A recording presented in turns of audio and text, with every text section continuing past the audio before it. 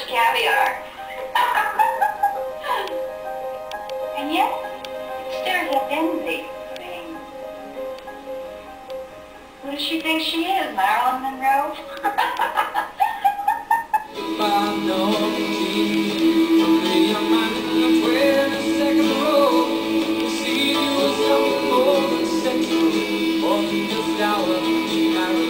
Monroe.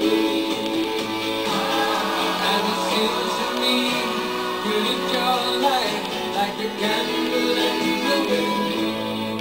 Candle burned out long before the legend ever did.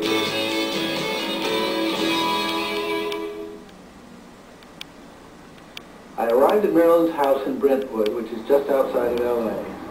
I pressed the doorbell. My heart was pounding because I absolutely had no idea what to expect. When her housekeeper opened the door, I was amazed. In front of me was a virtually empty living room. There was nothing in it but a couple of chairs.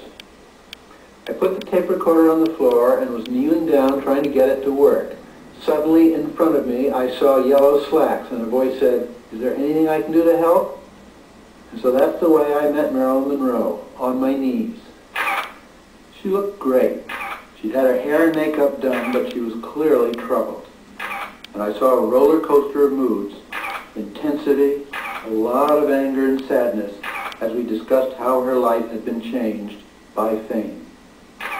You know, since this article is going to be on fame, I like to state here and now, fame is fickle. And I know it. It has its compensations. It does. But it also has its drawbacks. And I've experienced both. Very nice. Some girl. What has Marilyn Monroe got that a million other women have and prefer not to show? I think it's wonderful. I think it's wonderful, wonderful, wonderful. Fame and happiness, it seems to me, is certainly temporary and a partial happiness. Or a waif. And I'm not calling myself an orphan, but I was brought up a waif.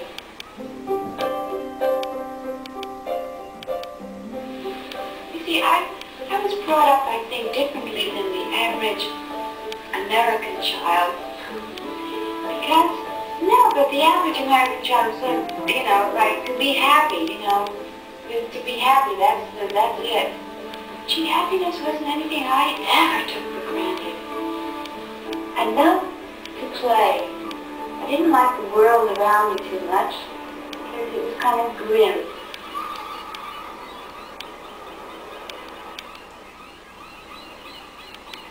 I just felt like I was on the outside of the world, and suddenly everything opened up. I thought, gee, what happened? You know, the world became friendly. It opened up to me. I didn't realize the value of a sweatshirt in those days. I mean, I thought I was beginning to catch on, but I didn't quite get it. Because I couldn't really afford sweaters.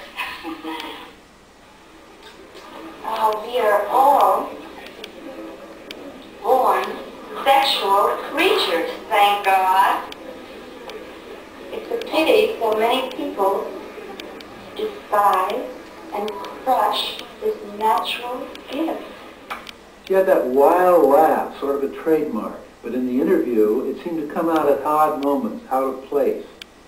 Marilyn gave her fans the credit for her fame. She felt she never had respect from the Hollywood studios, and only her adoring fans really understood her, and they had made her a star. Talking about them were the only really happy moments of the whole interview. If I am a star, the people made me a star. There was no studio and no person.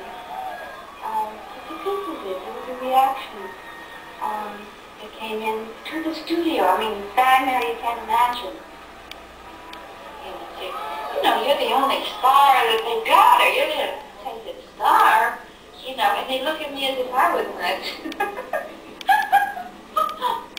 Marilyn, on behalf of Look magazine, I'd like to present to you the Look Achievement Award as the most outstanding feminine newcomer of 1952.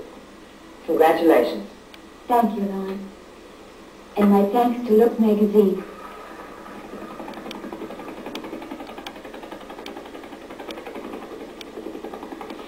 Gee, I never felt I had an effect on people until I guess I was in Korea. I don't think until then, really, because studios that I worked with always said, remember one thing, you're no star. Sometimes people want to see if you're real. They kind of look to you, towards you, for some kind of, something that's, I guess, away from their everyday life. I guess you call that entertainment, huh? And we all were but found in the end. Where my old man shaped the front of the Sunday, diamonds are a girl's best friend.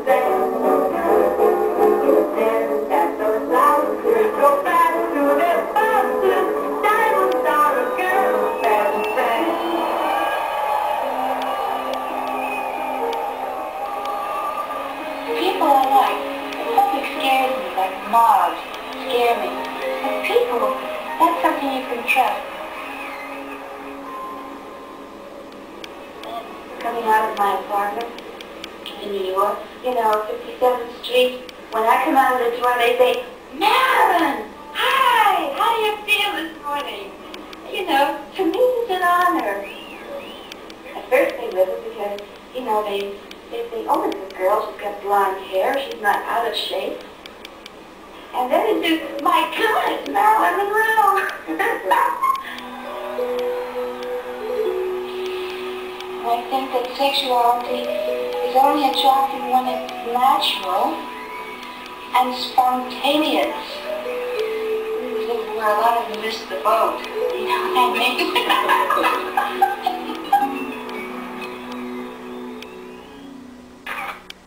Marilyn was ambivalent about being a sex symbol and ambivalent about the press who had reinforced that image.